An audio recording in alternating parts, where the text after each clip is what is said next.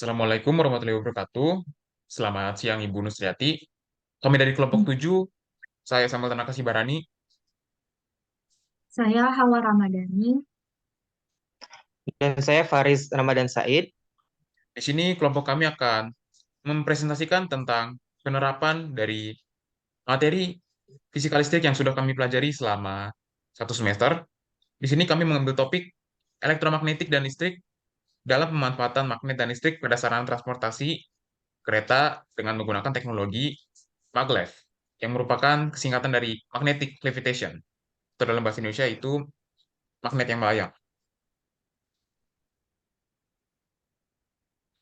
Di sini kami akan membahas tentang sejarahnya, lalu prinsip kerja, jenis sistem kereta maglev, sistem suplai daya listriknya, lalu peralatan informasi keamanan, keuntungan dan kekurangan kereta maglev, dan juga kesimpulan. Eh, Kami juga menambahkan persamaan-persamaan yang bisa digunakan untuk menghitung tegangan, arus, dan juga eh, bagaimana maglev itu, teknologi magnet yang melayang itu nanti bisa bekerja. Ya, sebenarnya tidak lupa dibikin di sini, jadi tapi akan tetap kami baca.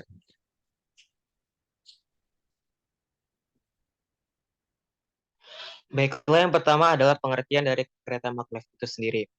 Jadi, kereta maglev adalah sistem non-kontak yang memerlukan gaya pemandu untuk pencegahan perpindahan lateral. Seperti dalam kasus levitasi, pemanduan dilakukan secara elektromekanis oleh gaya tolak magnetik atau gaya tarik magnetik.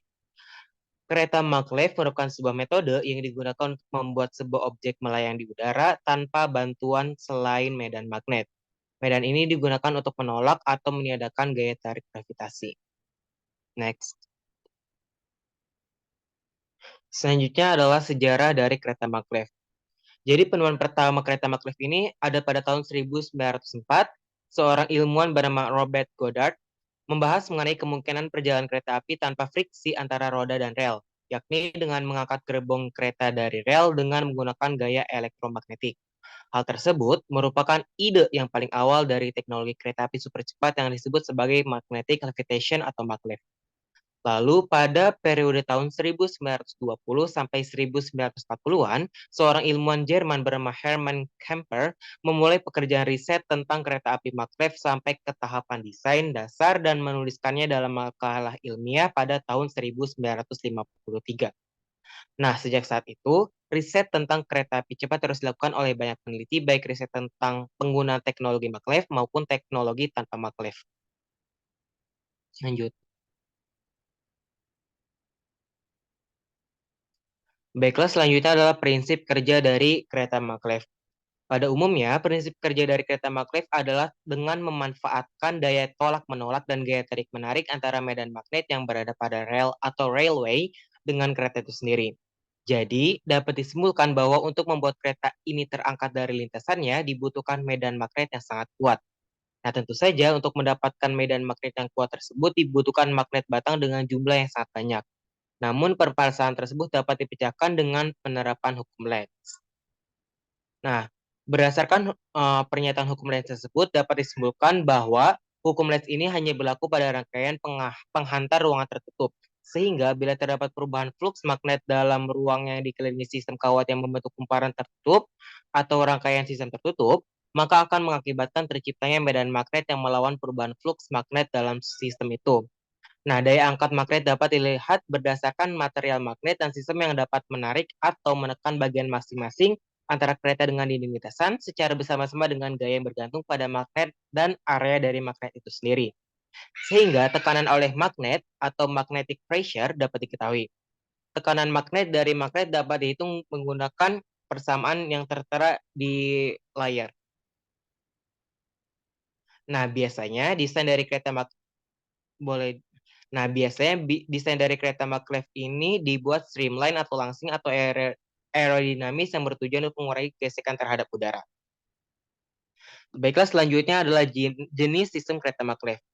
Sistem kereta maglev ini untuk kereta api terbagi dalam 3 kategori. Yang pertama, electronic suspension atau EMS. Yang kedua, electrodynamic suspension atau EDS dan hybrid electromagnetic suspension atau HEMS. Yang pertama electromagnetic suspension. Nah, dalam EMS ini levitasi dilakukan berdasarkan gaya tarik magnet antara guideway dan elektromagnet seperti ditunjukkan dalam gambar tersebut. Selanjutnya adalah electrodynamic suspension atau EDS. Nah, kalau tadi EMS menggunakan gaya tarik menarik, kebalikannya kalau EDS itu menggunakan gaya tolak menolak untuk levitasi. Lalu sistem yang ketiga adalah hybrid electromagnetic suspension. Nah, untuk mengurangi konsumsi daya listrik dalam EMS, magnet permanen di sebagian digunakan dengan elektromagnetis seperti yang diilustrasikan pada gambar tersebut. Dalam celah udara steady state tertentu, medan magnet dari PM mampu mendorong kendaraan dengan sendirinya dan daya listrik untuk elektromagnetik yang mengontrol celah udara bisa hampir nol. Namun, HEMS ini membutuhkan variasi amplitudo arus yang jauh lebih besar dibandingkan dengan EMS dan dari sudut pandang elektromagnet karena PM memiliki permeabilitas yang sama dengan udara. Lanjut.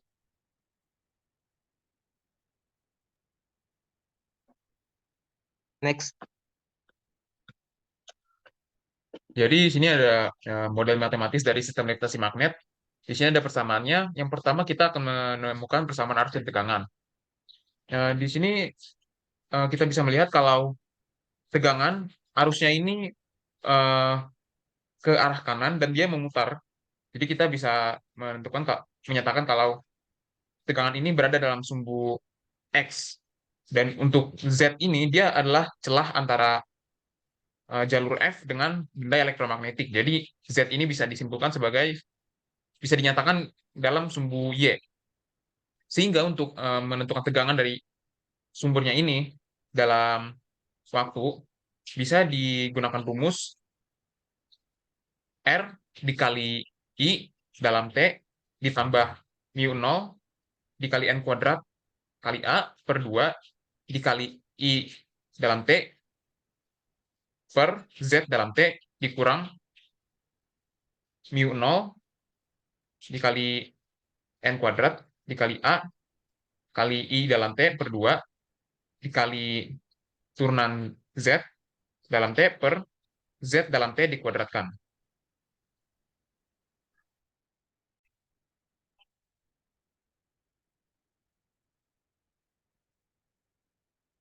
Di sini kita bisa melihat huruf ada Z dalam T ya dengan satu titik di atasnya. Ini adalah turunan yang digunakan terhadap waktu. Jadi karena ini Z berada dalam sumbu Y, jadi artinya Z dengan titik di dalam T ini adalah turunan Y terhadap waktu gitu. Dan di sini ada mu 0 ini adalah permeabilitas ruang hampa dan N ini adalah jumlah lilitan, banyaknya lilitan dan A adalah luas permukaan dari elektromagnetik.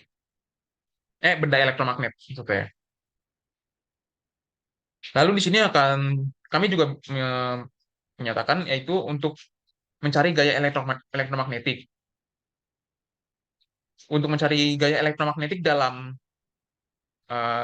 area tersebut, karena kita membutuhkan komponen arus dan juga jarak dari jalur F dan benda elektromagnet, maka uh, untuk mencari gaya elektromagnetik tersebut,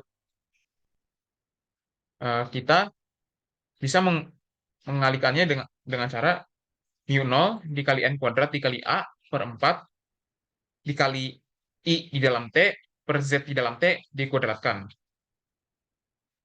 Lalu mu 0 dikali N kuadrat dikali A per 4 ini bisa disederhanakan menjadi K. Kenapa? Karena dalam persamaan yang akan datang nanti, K ini akan digunakan sebagai suatu penyederhanaan. Lalu yang selanjutnya ada untuk mencari persamaan dinamika dalam sistem levitasi magnet. Benda ini memiliki massa dan juga terpengaruhi oleh gravitasi. Jadi dari elektromagnet, medan magnet yang terjadi itu akan berputar di dalam eh, jalur F dan juga benda elektromagnet.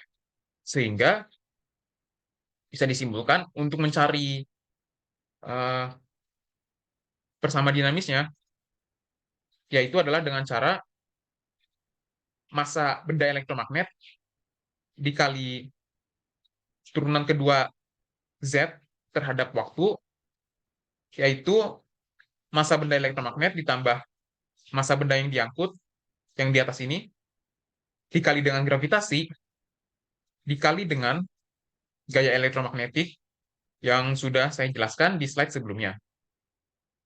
Jadi untuk mendapatkan persamaan dinamis sistem levitasi magnet ini, digunakan, bukan digunakan, maaf, dibutuhkan gaya elektromagnetik terlebih dahulu.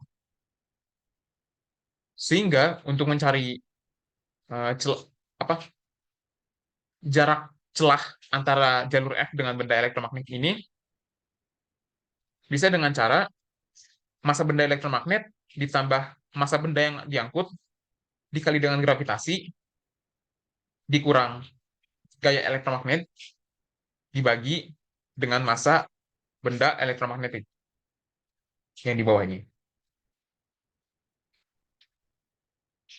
Lalu tadi sudah didapatkan, sudah kita simpan K adalah mu 0 dikali N kuadrat dikali A per 4.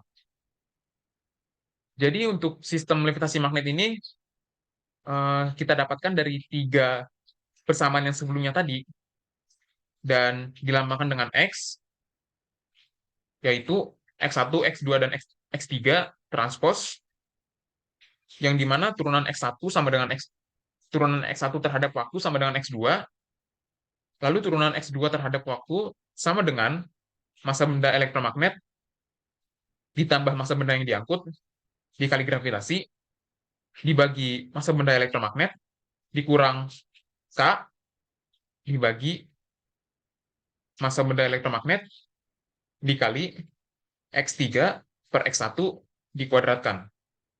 Dan untuk turunan X3 terhadap waktu sama dengan X2 dikali X3 per X1 dikurang R. R di sini adalah hambatan dari benda elektromagnet. R dikali X1 dikali X3 dibagi 2K ditambah X1 dikali U per 2K.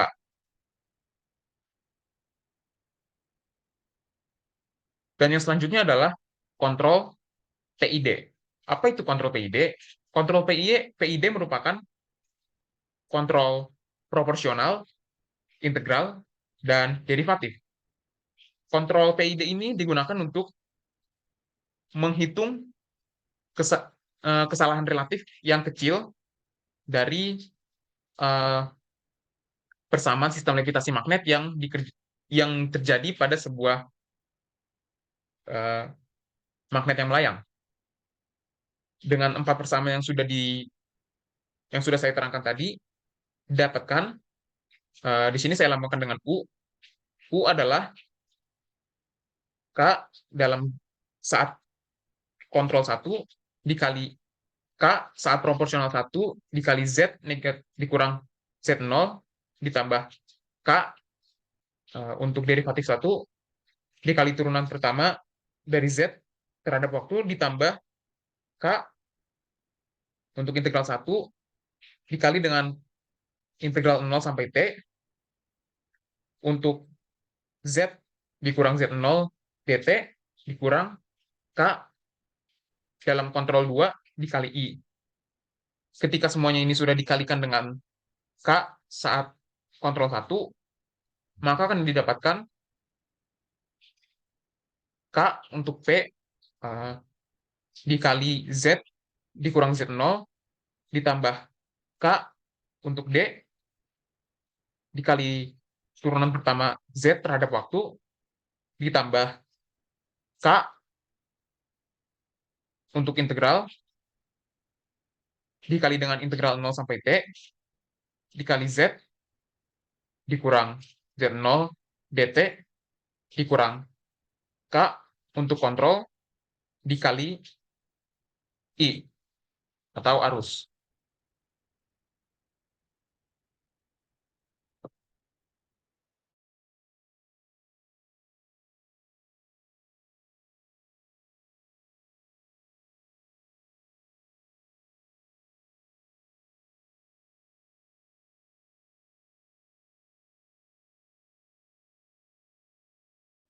Baiklah, selanjutnya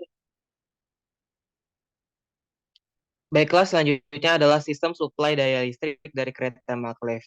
Nah, meskipun seluruh kereta maglev pada umumnya memiliki baterai pada kendaraannya, tetapi pasokan daya listrik dari sisi darat diperlukan untuk levitasi, propulsi, peralatan listrik onboard, pengisian ulang baterai, dan lain-lain. Transfer energi di sepanjang jalur melibatkan penggunaan generator linear atau kontak mekanis berdasarkan kecepatan operasi. Nah, kecepatan operasi ini terbagi menjadi dua. Yang pertama itu rendah sampai sedang, dan yang kedua adalah tinggi. Nah, untuk pengoperasian kecepatan rendah sampai sedang, pada kecepatan rendah hingga 100 km per jam, kereta maglev umum yang menggunakan kontak mekanis seperti pantograf. Hal ini adalah alasan kereta maglev tipe SPLIM digunakan untuk kecepatan rendah sampai sedang, dan lalu selanjutnya adalah operasi pada kecepatan tinggi. Nah, pada kecepatan tinggi, kereta maglev tidak lagi dapat memperoleh daya dari sisi darat dengan menggunakan kotak mekanis. Oleh karena itu, kereta api maglev berkecepatan tinggi menggunakan cara mereka sendiri untuk menyalurkan daya ke kendaraan dari tanah. Kereta Transrapid Jerman menggunakan generator linear yang terintegrasi ke dalam elektromagnetik levitasi. Nah, generator linear ini memperoleh daya dari medan elektromagnetik yang bergerak ketika kendaraan sedang bergerak. Frekuensi belitan generator ini 6 kali lebih besar daripada frekuensi sinkromotor. Generasi linear secara mekanis berbebas kontak sebagai aspek yang sangat positif untuk operasi kecepatan tinggi. Namun, fluktuasi tegangan induksi akibat ketidakrataan celah udara dan kecilnya magnitudo tegangan induksi karena kumparan induksi miniatur dapat menjadi masalah. Nah, dengan kecepatan yang tinggi ini, kumparan menghasilkan fluks variabel di bagian atas levitasi dan kumparan tetap paduan. Akibatnya, bagian bawah atau kumparan generator melihat fluks variabel yang melintasi celah udara. Fluks ini digabungkan dengan kumparan generator onboard, dan dengan kata lain, fluks DC yang diciptakan oleh kumparan superkonduktor onboard diubah dalam fluks AC onboard melalui transformator linear. Lanjut.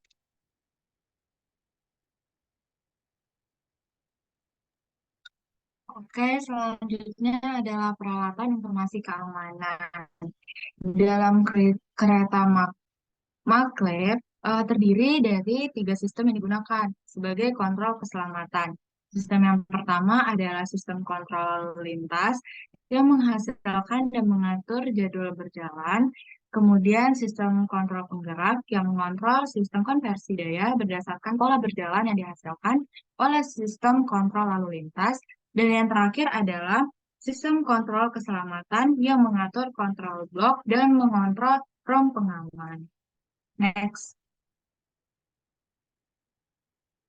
Selanjutnya adalah keuntungan dan juga kekurangan dari magnetically levitated train atau maglev train. Keuntungannya, maglev merupakan transportasi yang lebih baik untuk mengangkut manusia dan juga barang. Kereta tidak terlalu banyak mempunyai lifetime yang lebih panjang. Uang setiap harinya. Biaya pengoperasian dari kereta maglev hanya 3 sen untuk penumpang per milnya dan 7 sen per ton untuk barang per milnya. Jauh lebih murah daripada pengoperasian pesawat terbang.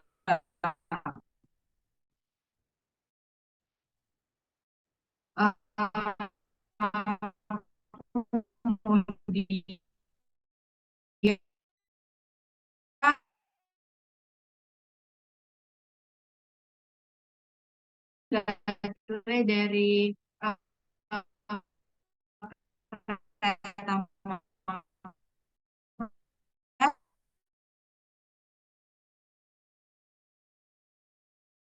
kereta bertahan hingga 50.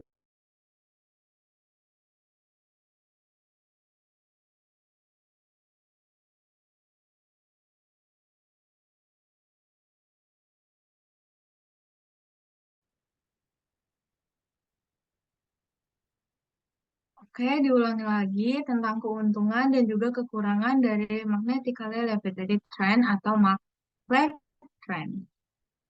Keuntungannya adalah kereta maglev merupakan transportasi yang lebih baik untuk mengangkut manusia dan juga barang daripada alat transportasi lebih cepat, tidak terlalu banyak, dan mempunyai lifetime yang lebih panjang.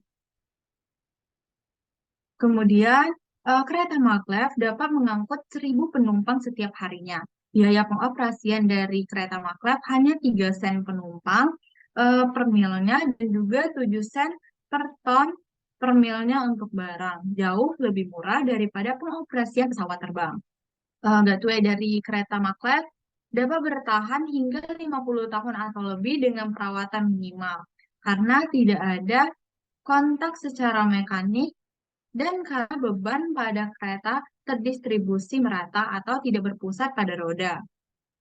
Kereta maglev memiliki waktu hidup atau ketahanan yang lebih panjang daripada pesawat terbang, mobil, dan juga truk. Keuntungan yang kedua adalah kereta maglev sangat efisien terhadap energi, tidak seperti mobil, bus, truk, dan pesawat terbang yang menggunakan bahan bakar fosil. Kereta maglev memanfaatkan tenaga listrik yang dapat diproduksi dengan tenaga nuklir, pembakaran bahan baku fosil, tenaga air, reaksi susi, tegangan angin, atau biosolar. Kemudian, kereta maglev tidak menimbulkan polusi karena menggunakan tegangan listrik. Dan terakhir adalah kereta maglev ini lebih aman dibandingkan dengan alat transportasi lainnya. Selanjutnya adalah kekurangan dari kereta maglev. Yang pertama adalah pengoperasian dari kereta maglev tidak sesuai dengan lintasan kereta konvensional, sehingga dibutuhkan pembangunan infrastruktur baru untuk pengoperasiannya, di mana pembangunan lintasan kereta ini membutuhkan dana yang besar, sekitar 3 kali lebih mahal per milnya dibandingkan dengan kereta konvensional. Selanjutnya adalah kereta maglev dengan sistem IMS membutuhkan sistem kontrol dengan respon yang sangat cepat untuk menjaga agar kereta tetap stabil di atas lintasan. Hal ini membutuhkan desain bila terjadi gangguan untuk menghindari tabrakan dalam lintasan selama terjadi fluktuasi daya. Next. Sorry.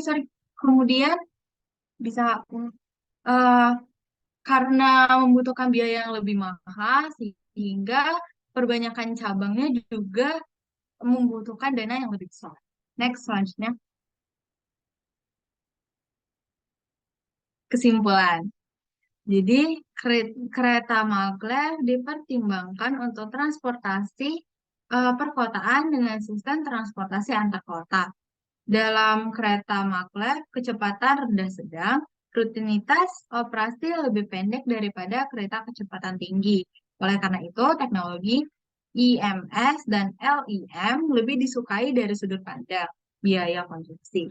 Namun, dalam operasi kecepatan tinggi, teknologi IDS dan LSM lebih disukai untuk pengendalian dan keandalannya.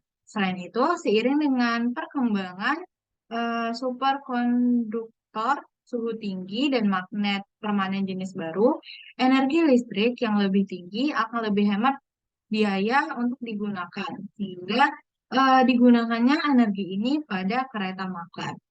Diharapkan dengan teknologi ini tidak hanya dapat digunakan untuk pengaplikasian dari kereta, tetapi juga sistem peluncuran pesawat terbang dan sistem peluncuran pesawat ke luar angkasa. Sekian presentasi dari kelompok kami.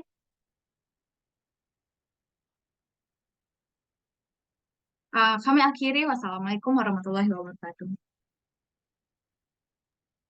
Terima kasih Ibu Nus sudah menyaksikan. Sampai jumpa di video yang lain.